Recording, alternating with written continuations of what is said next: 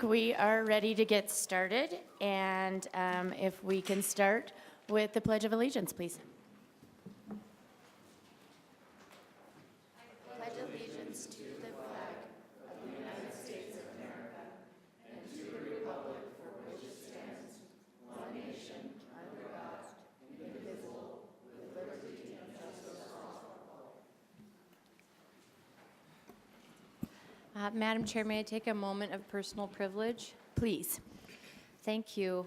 As a council, we want to take this opportunity on May 4th, not to recognize May the 4th be with you, but to recognize our very own Cindy Gus Jensen, who doesn't know we're doing this, and congratulate her on 30 years of service to Salt Lake City.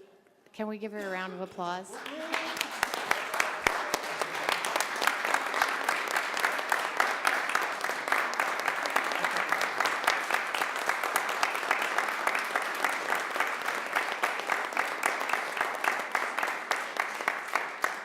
I could stay up and clap. Cindy, we have a letter here that we're going to give you, but I'll read it for a little bit of it, that we just so greatly appreciate your dedication. I can't look at you or I'll cry, so I'll look at James. James, you can applaud. I'll look at Charlie. Just kidding. If you were across the hall, you get that joke. Cindy, we are so proud of you for the role you've played in generational changes over 30 years, including the change to city policy to have all sexual assault cases tested, the revitalization of our downtown, the bolstering of bike lanes and walkability, the 2002 Winter Olympic Games, and so much more. You have mentored dozens of public servants. You have led a strong staff, and you've been generous all along the way. We value your insight and your tremendous effort to put into being a dedicated leader, problem solver, innovator, listener, relationship builder, mentor, public servant, and friend. We are so excited to be able to celebrate this milestone with you. And I want to say that as a council member, the opportunities I've had to meet past mayors, past council members, there is hardly a conversation I think that any of us maybe have had with people who've served in this building who don't say, that's Cindy Gus Jensen. She's the smartest person in City Hall. I am better for having the chance to work with you, and you bring us to our potential. So thank you. And I know other council members may want to take a second to Madam say Chair. something. Yes. I'm handing it back to our Madam Chair. Madam Chair. Yes, Councilmember Luke. Yeah, I just want to tell Cindy how much I appreciate her, not just as a council member, but as a friend. When we look at everything positive that has gone on in the city in the past 3 decades, Cindy's fingerprints are all over it.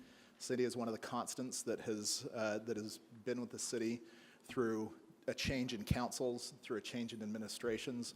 The one constant is Cindy Gus Jensen being there. Her institutional knowledge is critical to what we're able to do. Her attention to not only us as, the 7 of us on the city council, you make us look good through your staff. I've been, as the most senior member, I could say, of the city council, I've seen quite a bit of transition, and I've never seen a staff work together the way that yours does. You have a unique ability to hire amazing people who are able to not only work well together, but to work well with all of us and our crazy ideas, are able to work with our constituents. That is the true sign of a leader and an effective leader. So I just want to thank you for your staff. I want to thank you for your knowledge and your friendship. And thank you for being a constant in Salt Lake City for 30 years.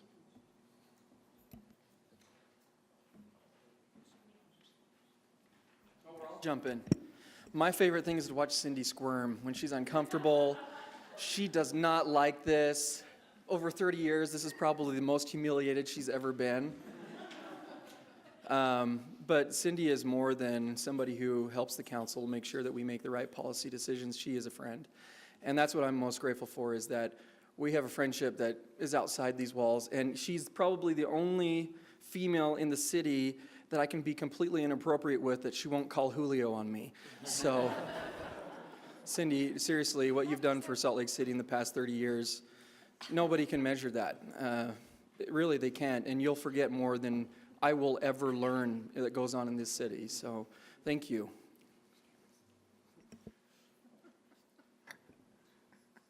I can honestly say I've never been as inappropriate as James has with you. So. And I hope I never am. I was at the Utah League of Cities and Towns this last week, and when somebody knows you're from Salt Lake City, probably at least half the time of everybody I've met, they mention Cindy Gus Jensen. And some go clear back to Cypress High School and even before that. Some know you through interaction through multiple cities and those kind of things, but everybody seems to know or have some affiliation with you. And they don't do it negatively either. They don't say bad things about you. It's all positive. But that's a testament to sort of the breadth and scope of the influence you've had over this time. And coming on new 2 years ago, it was one of the, I've said this before, but one of the great revelations was how amazing the staff you've built is. And that's a testament to you as a leader. It is unparalleled anywhere in any level of government that I've seen. And so I thank you very much for your dedication and your quiet dedication, even though everybody knows you. It means a lot to generations of us. Thank you. My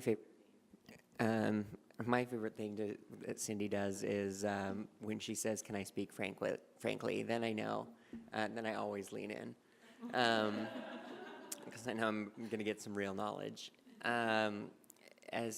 As the new members of the council, we've only had the opportunity to work with you for 4 months, but I feel like we step into the job with having the benefit of your 30 years of experience and having that continuity and being able to advise us based on everything that you've seen and all of the situations that you've weathered.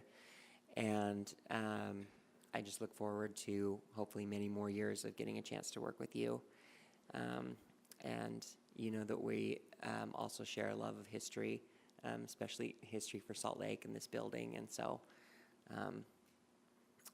I guess that's my second favorite thing about you. Anyways, congratulations, and thank you so much for your service. I'll be the quick politician and just say thank you and congratulations. We love you. And I'll wrap it up real quick. And I just want to say that I agree with everything that everyone has said, and I feel incredibly, incredibly lucky to start this position 4 months ago with you holding our hands and walking us through this process that is, it can be rather arduous at times. When I was in DC, I raved over and over and over again, and if Libby were in here, she'd be able to attest to how much I embarrassed her, about the quality of staff that we have the opportunity to work with, and that without that staff, I certainly wouldn't be anywhere near the tiny bit of council person that I am, and I think I could probably say that for the majority of people that have sat somewhere on this bench.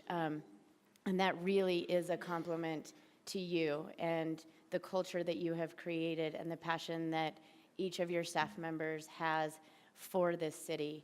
And it really is because of you. So thank you for that, because I don't know what we would do without it. So thank you. With that, we'll continue on our meeting. Pictures? Oh, sure. Where do you want us?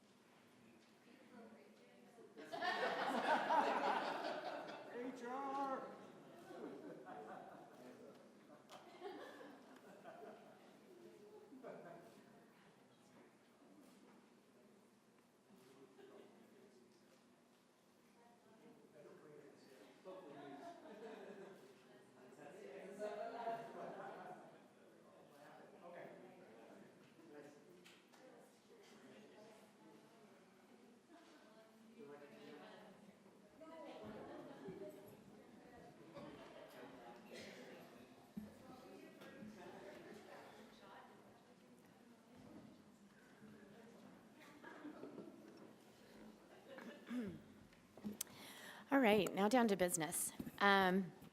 We would like to welcome each of you to our meeting this evening.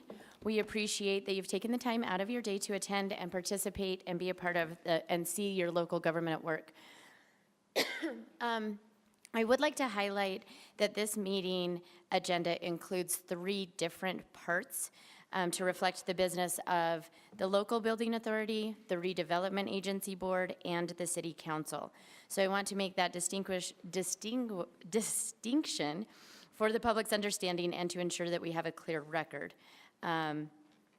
Just so everyone is aware, the city council members don't only serve as city council members, but we also serve as the board for the redevelopment agency and the local building authority. So today there is some matters that need to be taken care of for both of those, the redevelopment agency and the local building authority board. So to start the meeting, I would like to lay out a couple of guidelines for decorum and civility that we ask that everyone make sure to follow. We want to make sure that everyone here feels comfortable and safe to participate when giving public comment. And this applies throughout all of the 3 different areas that we will be talking about today. So please be respectful when other people are giving their comments. Avoid cheering or jeering. We would hate for somebody to feel intimidated or that they don't have the opportunity to speak today. We'd also ask you to respect this beautiful historic room that we are sitting in. Little known fact, this is the only room in the building that is still used for today as what it was used for when it was built. So, and so please be respectful, no standing on the chairs, be nice to Brigham Young in the back, and if you have a sign or prop or any other piece of equipment, please make sure that it's not causing a disruption or blocking other people's views. Again, we want to make sure that everybody feels comfortable to participate today. Our staff is also here to help you. If you need any assistance or have any questions, please raise your hand and we'll make sure that somebody comes over and assists you. During the public comment, we recognize that 2 minutes is not a lot of time, and it may not be long enough for all of your comments, but we do ask that you respect the 2-minute timeline. There are other ways always to get a hold of any of your city council members, and we ask that if you want to continue that conversation, please reach out to any of us. So with that, we will now be putting our local building authority board hat on, so everyone is aware, and we are at item B1. Thank you, Charlie. Under the unfinished business, which is a resolution adopting the tentative budget for the Capital Projects Fund of the Local Building Authority for fiscal year 2018-2019. Madam Chair, I move the council approve a resolution adopting the tentative budget for the Capital Projects Fund of the Local Building Authority of Salt Lake City, Utah for fiscal year 2018-2019. Second. I have a motion by Board Member Kitchen and a second, I heard Board Member Luke. Sorry, I don't know if somebody else did it. I think Board Member Rogers did. And Board Member Rogers. Is there any discussion?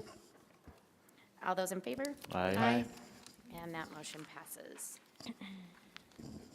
And now we're at the consent portion of our local board authority agenda. Madam Just- Chair, I Yes. move the consent agenda. Second. And any discussion on that? All in favor? Aye. Aye. And that passes. That concludes our business as the local building authority board. That is a tongue twister. So we are now switching our hats again and moving on to business as the board of directors for the redevelopment agency. Thank you again, Charlie. Our first unfinished business item is regarding a resolution adopting the tentative budget for the redevelopment agency of the Salt Lake City fiscal year 2018-2019. Madam Chair, I move the board approve a resolution adopting the tentative budget for the RDA for fiscal year 2018-2019. Second. And so I have it's been moved by Board Member Kitchen and seconded by Board Member Johnston. Is there any discussion on this? All in favor? Aye. That passes. Again, we are now on to the consent portion of the RDA agenda. I move that we approve the consent agenda. Second. I have another motion by Board Member Kitchen and a second by Board Member Johnston. Any discussion? All those in favor? Aye. And that concludes our business as the RDA board. Whew, we are moving through this. So We are now on to the city council portion of this, and we will hold the public hearing portion of our meeting. We have a few opportunities for public comment tonight, and we'll call people based on the comment cards that have been turned in. Just so everyone's aware, I will call 2 people at a time so you can prepare. And if you have any public comments, there's cards out there. You can hand those to one of our staff members. Our first public hearing item is H1, and that is an ordinance that would adopt the Stadler Rail Community Reinvestment Area Plan and a resolution that would authorize an interlocal cooperation agreement between Salt Lake City Corporation and the Redevelopment Agency of Salt Lake City to use a portion of the tax increment to support the implementation of the Stadler Rail Community Reinvestment Area Plan. I don't have any comment cards on this. Is there anyone who would like to speak as to this item? Any discussion for? Madam Chair, Yes. I'd like to make a motion that we close the public hearing, suspend the rules, and approve both the creation of the Stadler Rail Single Parcel Community Reinvestment Area Plan and the resolution authorizing the RDA Executive Director to execute the interlocal agreement between Salt Lake City Corporation and the Redevelopment Agency, committing the city's increment to the RDA at a 90% participation rate, with the following additional language to be added to the interlocal agreement. City and RDA acknowledge that the city's commitment of tax increment to RDA for the project area development is subject to the Utah Inland Port Authority's right to take up to 100% of the tax increment generated within the project area for the purposes set forth in Utah Code 11-58-602, enacted by the Utah Legislature as SB 234 in the 2018 legislative session. Second.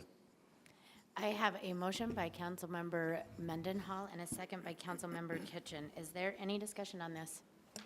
All those in favor? Aye.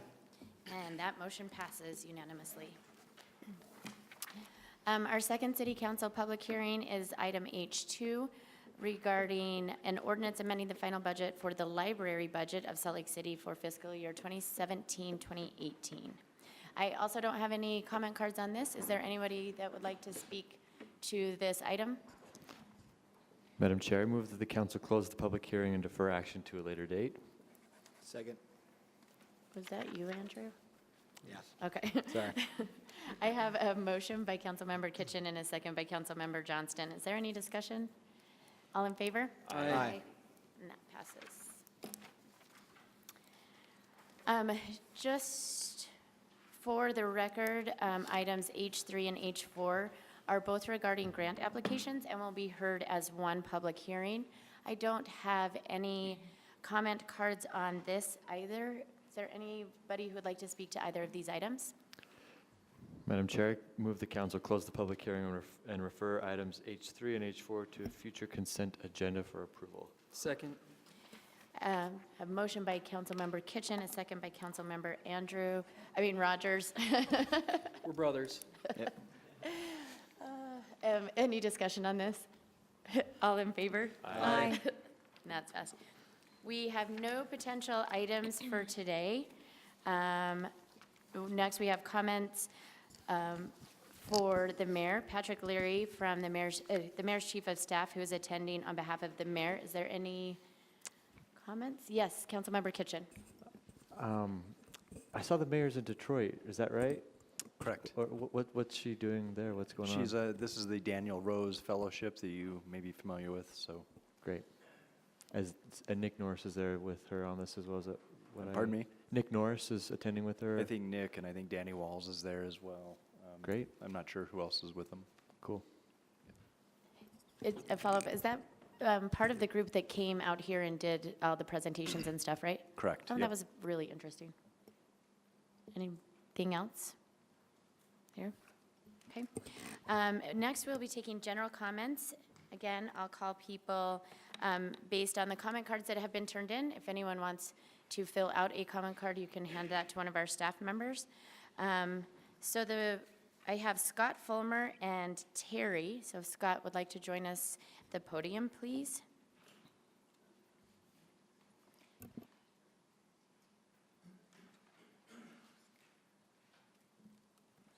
Congratulations on your 30 years. I am Scott Fomer. I bought a home there on Edison and Wilson 10 years ago. And I Excuse hunted me, around Mr. for Fulmer, the, can you? for the dead Thank you. end. I remodeled the home. I'm ready to retire. And with the building on State Street with the motel, I'm going to have all them windows looking right down in my yard. I didn't work 39 years to have that, and I can't afford to sell a house and buy another one. Our neighborhood is nice now. I pick up syringes, prophylactics out of the gutter, stuff like that, but it's quiet, no cars. And you open that street up to State and the entrance on the east side, that's going to kill me and Gary's yards, our street quietness. Plus, like I say, all those windows and all those people ain't got nothing else to do but to watch us. Yeah. Thank you. If Terry will join us, and after Terry, I have Beth Hill. I live on a little dead end, and it's a nice, quiet street. But why are they doing that? Why don't they turn it into a women's shelter or something for women that have kids? It would be so much better than having it as whatever they're going to do to it, according to what they say on the news. I think a women's shelter would be a lot better than having it. Somebody said they're going to bring all these criminals and everybody in there. And it's close to the schools, and kids are out playing there. I don't think they're going to be safe. Thank you. If Beth will join us, and after Beth, I have Barbara Clark. Hi, my name is Beth Hill. Have I got this right? Okay. I can't detail or describe all my concerns or suggestions in only 2 minutes, so I hope you'll be patient and understand my peripatetic presentation. I think we all know that homelessness is a serious concern and growing worse. The question is why? It would seem that what we're doing isn't working or minimally effective. I wonder if we aren't putting the cart before the horse. By observation, we should have learned what isn't working. I don't believe doing more of what doesn't work will make the situation better. I think people are kind-hearted and want to help. The question is how. We've already provided shelter, food, and clothing. Admittedly, it's not a 5-star spa. The sad thing is the problem seems to be getting worse, not better. I think before a large complex is built, a costly investment, we need to document what is and isn't working. This would begin by registering this population by name and fingerprint and issuing a photo ID to all homeless people. They would be required to always carry this ID card. This would make it possible to track this group of people, document successes, and deal with less effective programs. It would seem that there are 3 broad and general categories of homelessness. 1, medically disadvantaged, namely DDMR, mentally ill, substance abuse. 2, hardship or bad luck. 3, lifestyle choice. I think most folks are anxious and willing to help those truly in need, but have no desire to support those who choose homelessness as a lifestyle. Daniel Nackerman, Executive Director of Housing Authority Salt Lake City, stated, "People might be on probation or parole, and this is a fine place for that." The UDOC states on their website, the Utah Department of Corrections, through Adult Probation and Parole, operates 5 residential community correction centers in Utah for offenders who are on probation or have recently paroled from prison. Isn't this a patent duplication of services? The other thing of note is that the UDOC halfway houses are not located in family neighborhoods. Because this land has been purchased, the city has made a significant financial outlay. Why can't this facility be used as a supervised apartment to house homeless DDMR and mentally ill? Why not use it to house homeless youth while they are helped to productive lives? Time. Thank you. Thank you. If Barbara will join us, and after Barbara, I have Liza Springmeyer. Barbara Clark. I live on 17th South and 3rd East.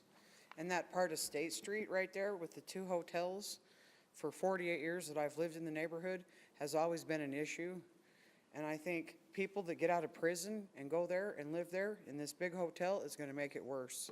I can't even walk my dogs in the neighborhood and let them go off the sidewalk without finding needles all over the neighborhood. And it is a family neighborhood. It's an established, older neighborhood. And all of us have put a lot of money into our homes. And all of us plan on retiring there. And I do believe in helping homeless people and lending a hand to them. but I don't think that's the right place to put it and spend our tax dollars on it. Thank you. Thank you. If Liza will join us, and after Liza, I have Brad Lee. Hi, thank you for the opportunity to speak today. I'm here to address the Funding Our Futures budget. I and my husband have lived in the Liberty Wells South area for 10 years now, and we've recently seen a dramatic increase in crime in our neighborhood. We were thrilled and excited about the opportunity to have increased law enforcement in our neighborhood to help address those issues, and are very disappointed to hear that that is no longer the case, and that's been cut from 50 to 27. So I hope that if that is the best decision that you all have come to, that you can empower and support those 27 officers the best you can, so that they're well-trained, that they have the patience and support to be the law enforcement officers that we need in our community. Thank you.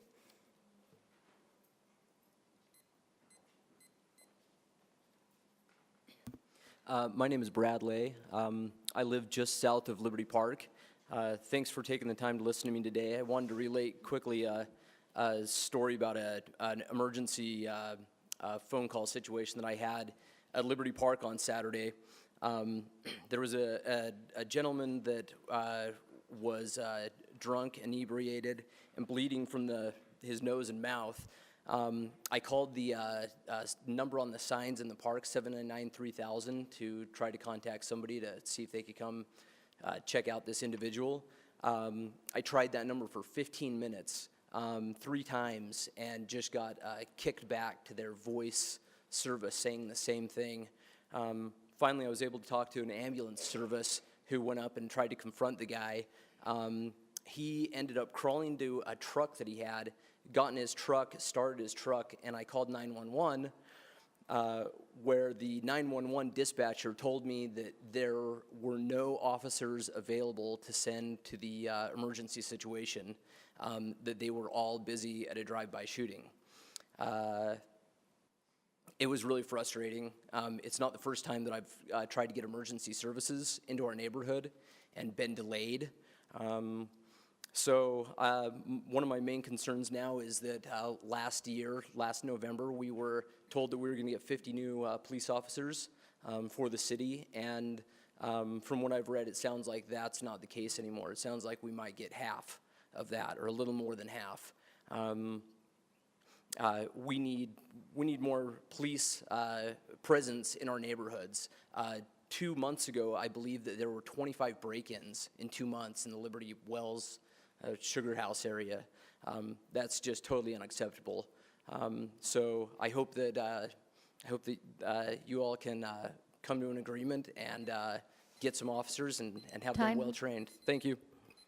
Thank you. If Clifford Eccles will join us, and after Clifford, I have Gary Eccles.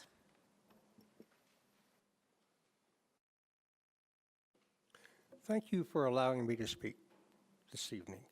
A little history about the Eccles property. It started back in the 1940s. My mom and dad bought a house on Edison Street, 1734 Edison, which eventually turned into Wilson. They had 2 properties. There was 2 properties in front of them, 2 behind. They bought the behind. They wanted the end of the block. So their house and another piece of property. Now, my brother, after my parents died, my brother moved into the house, and he has done some outstanding, my brother and sister-in-law moved into the house. They have done some outstanding reconditioning. They have gone through all the plumbing, brand new plumbing. This is an old house. Updated everything to code. They went through the electrical, same scenario. New roof, new furnace, new air conditioner. And then a new gazebo, 2 huge structures, like a 3-car garage, big rectangle, and then another smaller one, not as large, for storage. And a gazebo, and the last thing was solar panels. And they didn't buy the Ford, the Chevy, the Chrysler, the VW. They bought the Porsche. They bought the best one they could possibly get Time. for their dollar. Couple more seconds. 5 more. That's time. I'm sorry. Thank you for sharing with us. After Gary Eccles, I have Chris Robinson. And so I went ahead and I bought the outrageous solar panels so we'd have power for the house and not have to have a power bill. So now we're going to put this building next to me. It's going to surround me. And I'm going to lose my house because of this building. And if you lived there, you'd feel the same way as I do. We're going to have all these eyes looking down on my house and no privacy. We've had a very quiet neighborhood, and we've had all these wonderful neighbors that live here. We've had block parties. We know when we see somebody in our neighborhood that they belong there. We're not going to have that anymore. As soon as you open it up, it's going to be horrible. And there's now, just in the last 2 weeks, there's 6 homes that's going to be up for sale. Now, I hope that this isn't what you wanted to do to our neighborhood, but this is what you guys are doing. I'm very upset about what you done to me, selling me the permit to get the solar panels. You guys knew that this was coming. I should have never been able to buy the solar panels. I should have never have had the permit. And I think it's going to be found that you guys have known about this and it shouldn't have happened. But I'm sure I'm going to lose my property. I go to tailgates. I'm 10 minutes away from anywhere I need to go. And I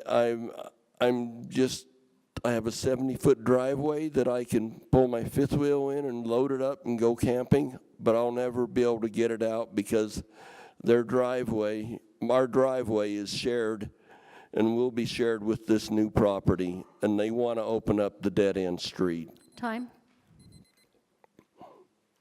Thank you.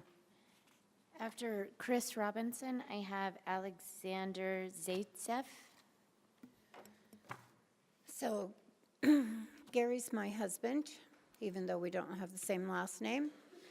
I just want to talk for just a second about a retreat y'all had a couple of years ago in January about a potential pilot critical community deal that was supposed to go somewhere between 13th and 17th South and State Street to 3rd East, where you wanted to identify existing stakeholders, your words, including residents and businesses, Salt Lake City Business and Licensing, Good Landlord, RDA, Police, CED, whoever that is, Liberty Wells Community Council, the Veterans of America, 4th Street Clinic, Salt Lake County Health Department, Salt Lake City Housing, Salt Lake County Housing, Whittier Elementary, and Salt Lake Community College. I would like to know if you had meetings with any of those people as suggested in this document. Other than Liberty Wells, which that meeting was February 14th, 1 month after you purchased the property. I'd like to know. I know you're not going to tell me, and I'm sick of this. This is not representative government.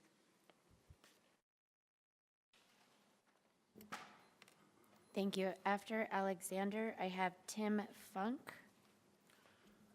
Good evening. My name is Alex Zaitsev. I'm a small business owner on 17th South and 59 East. Purchased the property in 2007, providing jobs, paying taxes, contributing to the community, and really like the area. Over the past couple of years, we have increased crime, lots of police activity, drugs, prostitution, business windows being shut through. We got people jumping over the gates, roaming the customers' cars are parked. We've been forced to put bigger fences. I have a dog in the yard. I have video cameras. Neighborhood is getting pretty bad. I support the neighbors because I'm right northwest out of them, and I know what's going on is getting worse and worse. By bringing this, it's gonna devalue their properties. It's gonna devalue our small business properties. Bringing a shelter on a state street at Salt Lake, almost a downtown, it's a big mistake. Police trying to do whatever they can, but I have to wake up people who sleep in front of my door on a sidewalk every morning. I open up a shop, and regardless of snowing or raining. I'm against it as a member of community. I've been there for over 11 years. It's nice people, it's older houses, older communities. They're losing the value. They're losing all their life investment. I'm young, I can move on. I found out from them, from our neighbors. I mean, this is all they have. And by bringing in the shelter, the crime's gonna go up. You guys are aware of what's going on in our area. Thank you. After Mr. Funk, I have Joe Post. Good evening. We were here 2 weeks ago congratulating you on your consideration of the new sales tax revenue and spending some of it on housing. And so here we come with a housing issue right deadly in front of you. Now, I'm a friend of the Eccles family. I've known them for 60, maybe 65 years. And I know how much they love this location they have. And I know how the family has lived there and how they have a second generation living there. And they are totally upset, as is the neighborhood. The former mayor of Salt Lake City, Palmer DePaulis, who you all know, sits on the Housing Authority Board as the chairman. And it's just unbelievable that Palmer would have a housing authority that would go forward with this process and be so clumsy about it as to upset people the way they've upset them.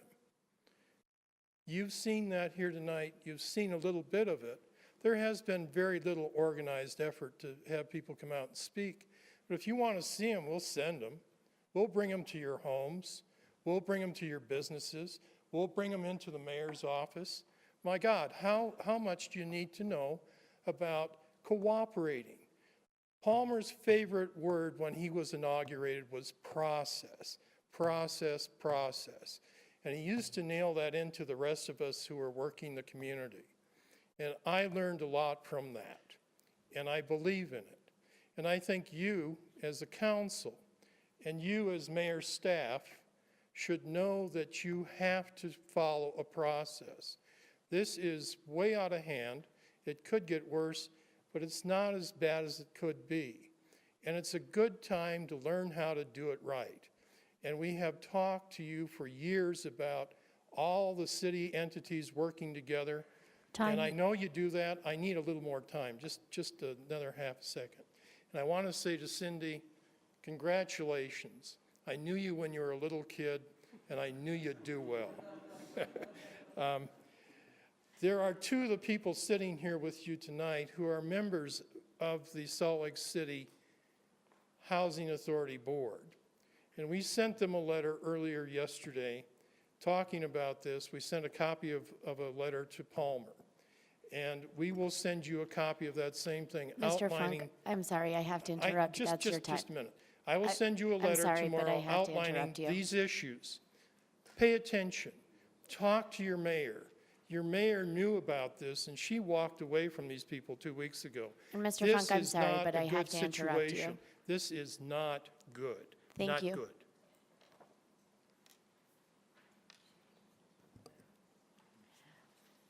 After Mr. Post, I have Cristobal Villegas. Good evening, Commissioners. My name is Joe Post with the Housing Authority of Salt Lake City. Just want to extend our appreciation to the council, to the RDA board, and all the other functions that you all fill. We want to let you know that we are listening to these concerns from the residents. We have met personally with the residents at our office. We attended the community council meeting on February 14th. To let the community know right now, we will meet again on May 9th at the community council meeting. We have extended cards and phone calls and are very willing to listen. We are in the early stages of this process. As you know, we have 39 units right now that we have filled with folks who would have nowhere else to go. We have very low barrier housing there right now, very affordable, and we have 39 units full. Tonight, I just wanted to say that we are open to listen. It is the early time in the process, and we will continue to meet with the community and listen to their concerns and incorporate what we can into the plans. Thank you. After Cristobal, I have Michelle Goldberg. And Michelle's is the last card I have, but I will make sure if anyone else has anything to say. All right. More police does not equal less crime, okay? One more time. More police does not equal less crime. It may give white-presenting folks, middle-income folks, cis-hetero folks, neurotypical folks, able-bodied folks more of a sense of security, but that's a false notion. When we prefer property value over people value, that's when the city's moral authority is a bankrupt authority. Service response is because of telecommunication infrastructure, not the 50 police officers. DeLorean Pikyavit, Patrick Harmon, Dylan Taylor. All those three people were at the end of police violence. I hope you all remember that, especially here in the crowd. Better community response is needed, but not through a state presence of officers. You may feel more safe with more police, but people like me end up more profiled and less safe. Your concern is valid, but adding police is too simple of a solution. I applaud you for limiting the hiring of more officers, City Council, but we need more. It takes a bachelor's degree to rehabilitate those people experiencing homelessness, yet it only takes a high school degree to criminalize them. We need transparent trainings. We need to continue more community dialogues about safety.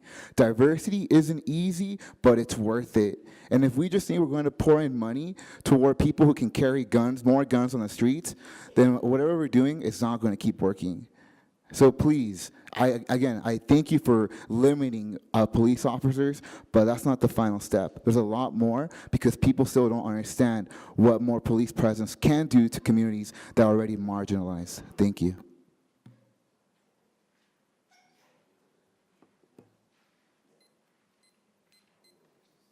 I have no idea how the mayor misses 50% of the last 6 meetings, but since the Paramount Avenue entrance was announced at the men's transient residential homeless shelter, I'm sorry to say that absolutely nothing has been done to mitigate the circumstances of my business located directly across the street.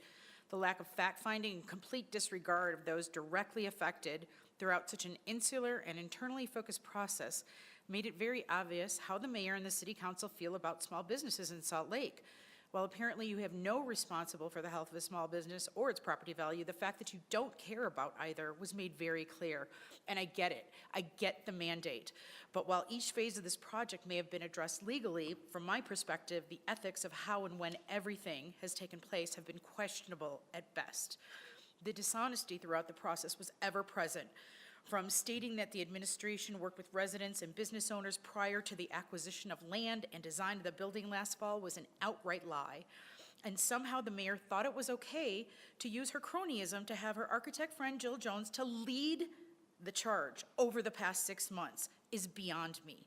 She's neither an elected official nor does she speak for the neighborhood that she never bothered to evaluate prior to designing the shelter.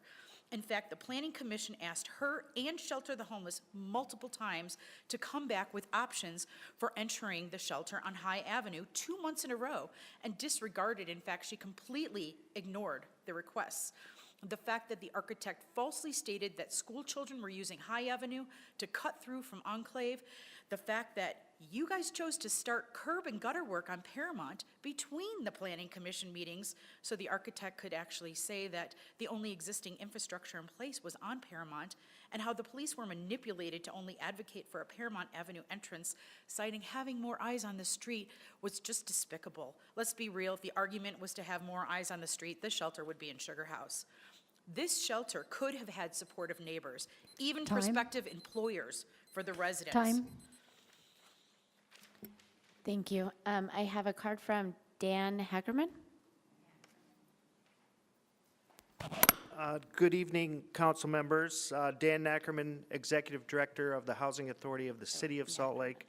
I'm also president of HAME, a 501c3 nonprofit that has built or over 10% of the tax credit projects in the city limits. I do appreciate being here tonight. I'm sorry I'm a little delayed. We were touring the Utah Asian Association, who we're working on a new project with.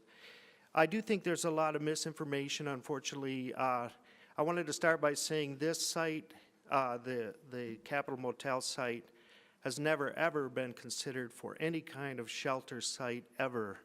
On my mother's grave, nobody has ever discussed that with us. That said, we do plan, and we're just in the very beginning stages, very beginning stages, 108-unit, mixed income, beautiful new property on that site. We are in the very early stages. There'll be many public processes, as you can imagine, with a project of that size. We only closed on this property March 22nd. On the properties. This is about a month later. So I think the rumors of the design, et cetera, are just that. We have met. I was in February, I met with the neighborhood council. We've met with the Ballpark Neighborhood Council, who also has a lot of concerns about that motel. And the feedback we're getting from most of the neighborhood by far is very positive. Just to have a motel that used to be a center for crime, used to be a center for pedestrians, used to have kids not be able to walk in front of it. We're going to demolish that motel, and it will take a long time with lots of public input. And so I just want to commit that we will be wide open in working, and we're already in the neighborhood with many other developments. Thank you. Thank you. That was the last card I had. Was there anyone else who wanted to speak this evening? Okay. With that, we will move on to new business, and we have no new business at this time. And we are now at the portion of our unfinished business, turning to L1 in the agenda, and that's regarding an ordinance granting MCI Metro Access Transmission Services Corp. a telecommunication franchise agreement. That was a mouthful. Madam Chair, I move the council adopt an ordinance granting a telecommunication franchise agreement to MCI Metro Access Transmission Services Corp., doing business as Verizon Transmission Services Corporation. Second. I have a motion by Councilmember Kitchen and a second by Councilmember Rogers. Is there any discussion? All in favor? Aye. Motion passes. Item L2 is regarding an ordinance amending Chapter 2.30 of the Salt Lake City Code that would increase the number of members serving on the Art Design Board from 5 members to 7 members. Madam Chair, I move the council adopt the proposed amendments to the Art Design Board ordinance. Second. I have a motion by Councilmember Rogers and a second by Councilmember Wharton. Is there any discussion? All in favor? Aye. That motion passes. Moving to item L3 regarding a resolution adopting the tentative budgets of Salt Lake City Utah, including the tentative budget of the library fund for fiscal year 2018-2019. Madam Chair, I move the council approve a resolution adopting a tentative budget for Salt Lake City, Utah, including the tentative budget of the library fund for fiscal year 2018-2019. Second. I have a motion by Councilmember Kitchen, and I heard a second by Councilmember Wharton. Is there any discussion? All in favor? Aye. Aye. Moving to L4, this item is regarding an ordinance adopting a supplemental sales and use tax. Move for approval. Second. I have a motion for approval from Councilmember Rogers and a second by Councilmember Mendenhall. Is there any discussion? All those in favor? Aye. Aye. Yes. Moment of personal privilege before I vote. Yes. Okay, moment of personal privilege before I vote. So we are, what this does is the final vote for the sales tax that we've been discussing. This will raise about $33 million from all purchases inside Salt Lake City, with a few exceptions. So you don't have, the tax will not be on food items, so groceries will not be included, as well as higher dollar items. In the discussions that we've had as a council, there has been no disputing the fact that we need this additional revenue. The items that we've talked about, whether it's streets, public safety, housing, or transit, are all items that need to be funded. I've been concerned about the ability for this money to be utilized in ways that we have not talked about publicly, the way that it is not intended to be used. I was concerned with the mayor's budget yesterday when the number of police officers was decreased from 50 to 27 without any sort of public debate. In fact, most of that debate had taken place about the Funding Our Future, used the number of 50. If that was really going to happen, that should have been disclosed during those public meetings. It should have been disclosed as a council.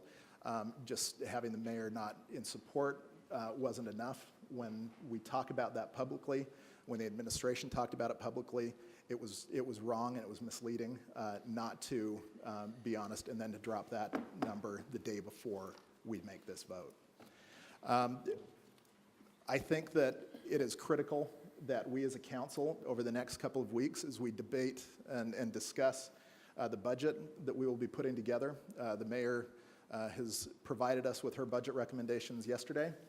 We will now take the next 6 weeks talking about how the budget is going to balance, what priorities will be there. And I think it is imperative that we as a council commit to the process that we have all participated in. The four funding areas or items where all of that sales tax revenue should go to. We need to be very clear about that. And I think that there are ways that we can tie up those revenues so that we can give assurance to our residents that the money is being spent the way that we have communicated that it will be and the way that they have expressed interest in it being spent. So while I am concerned about the lack of specificity right now on what those projects are, I am confident in us as a council that we will be true to our word, that we will move forward during this process very deliberately, and that we will be respectful of the public outreach that has been done, the words that we have heard, and that we will ensure that that money, that the new revenue is going to go to those four specified spots. So I will be voting for the tax increase. Again, it has never been, I've never doubted that we need to have the revenue. I've been concerned about the lack of specificity. I am still concerned about the lack of specificity. You are going to be extremely tired of me talking about the specificity in the coming 6 weeks. But with my vote, I look forward to that future conversation. Thank you, and it looks like Councilmember Mendenhall would also like to say something. Yeah, it sounds like we already heard from a majority of the council that there's support for this.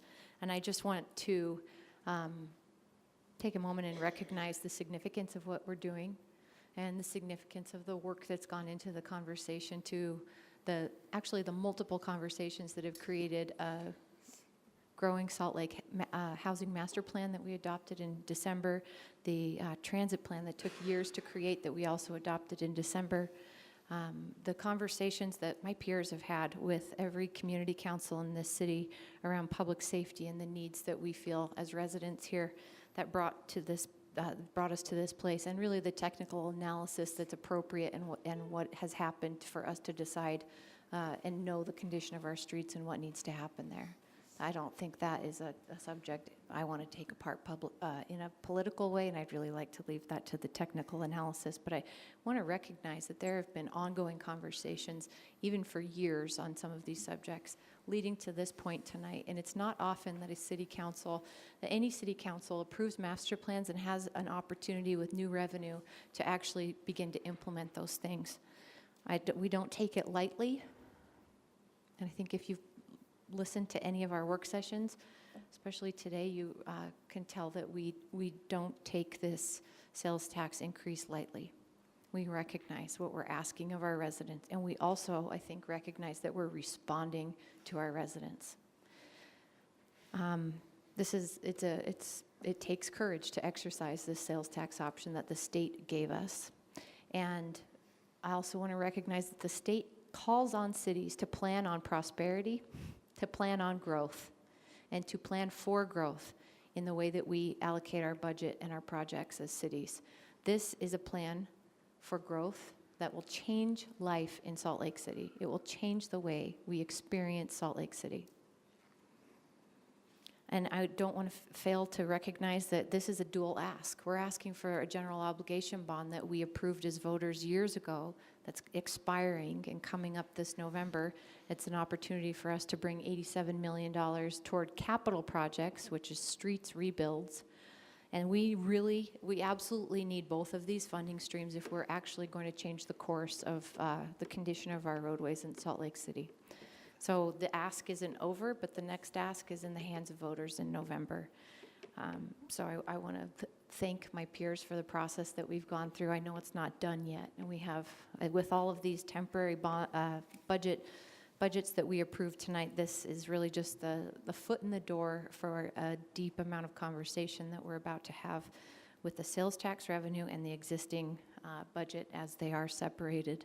And we encourage the public to keep in the conversation with us. And with that, I'll be supporting this motion.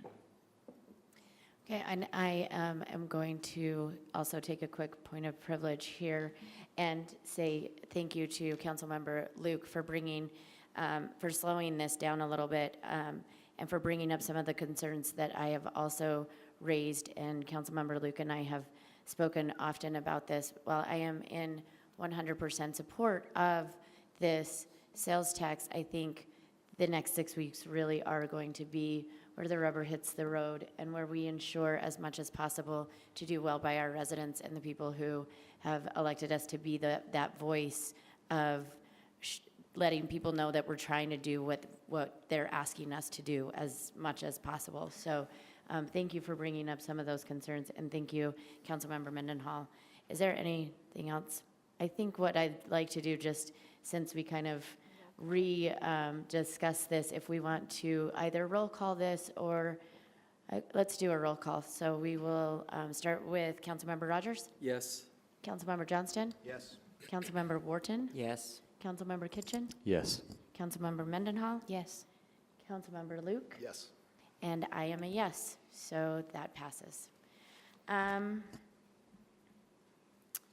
believe at this point, I am going to turn the time over to Council Chair Mendenhall to conduct items L5 and L6.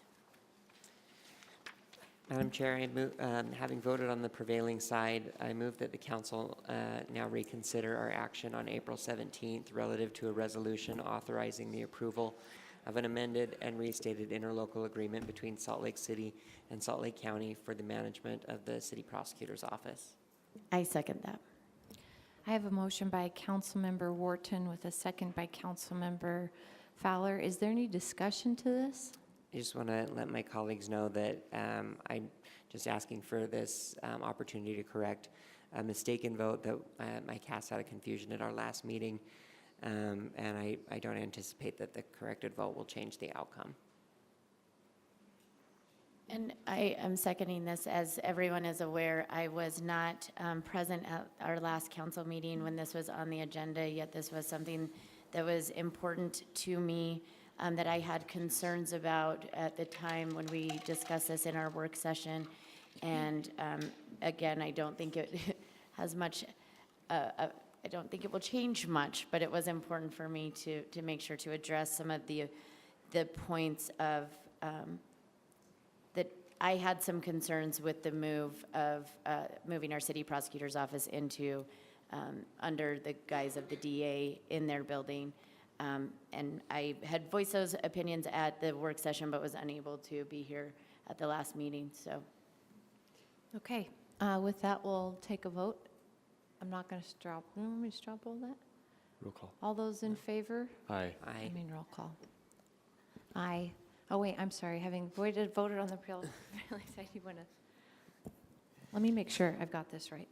Your motion is now to reconsider it, so an aye would be to not approve the interlocal. No, we're going to do a second. May I? Just may I to, jump it's the in to same clarify? question. So Thank you. the current I just want- motion is for the council to reconsider the consideration of Right. entering into the agreement. So a yes on Councilmember Wharton's vote or motion means you will reopen the vote on the interlocal agreement itself. A no vote on the current motion means the vote is not reopened and the previous votes stand. Okay, I'm going to roll call this. Councilmember Rogers? Okay, so I do not want to reopen this, so I'm a no. No. Johnston? Yes. Wharton? Kitchen? Yes. I'm a no. Councilmember Luke? No. And Fowler? Yes. So that fails. And we'll move on to item L6. Did you want me to hand this back over? Is this?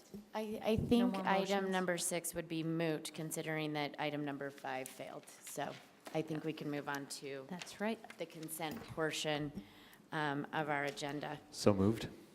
Second? I have a motion by Councilmember Kitchen, a second by Councilmember Luke. There is something I need to say here. We need to pull one item from the consent agenda. So before we take a vote, I need to pull. Just a moment. We're gonna, yeah, this is the May 15th Oh, public no, I'm hearing. pulling something else. You're pulling something else? Yeah. I am going to go ahead and, okay. We're gonna get this right. I'm going to pull item M4, which was the board appointment for Linda Wardell. For our business advisory board, she was unable to attend our work session. I think she came down with the flu or something when she was ill. So we're gonna pull that, so it's a consent agenda minus M4. So moved. Yeah, I don't approve that. No, I'm kidding. Yes, I do. So Councilmember Kitchen and Councilmember Luke have motioned and seconded. Any discussion? It looks like Councilmember Wharton has, no? Okay, all those in favor? Aye. And that passes. And so I believe that was it, because we did not pull the other one. In that case, I get to use the gavel now. We are adjourned. And I look like a judge.